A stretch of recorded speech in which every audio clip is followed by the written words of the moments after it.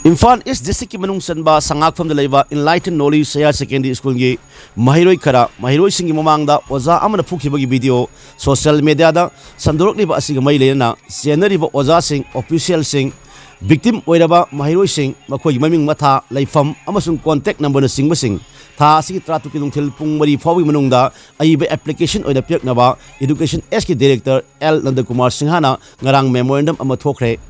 Memorandum aduna haribadi EK Higher Secondary School gi Maheiroi Kara Phubagi video Facebook amasung social media platform da saithorokna thodok asibu Memorandum aduna pallibadi EK Higher Secondary School gi Maheiroi Kara Phubagi video Facebook amasung social media platform da saithorokliba asi education sector da leiriba tongan stakeholders singna criticize tawnarakni Taothakre Director of Education S na taraina lode mari leinaba ek amasung rungi matungina senariba school adugi administration amasung oza loina official singi mathakta mathau taba action logani maram aduna EK Higher Secondary School gi principal na haujik leiriba mari leinaba ek amadi rule gi matungina madugumba action adu maram sai natraga sate haibagi explain tawgadabani natrabari school adugi recognition kakhatpagi thabak phaw paikhatkani maram aduna lakliba February 13 ki nungthil pung mari phawgi manungda aiba application ama submit tawgadabani hairi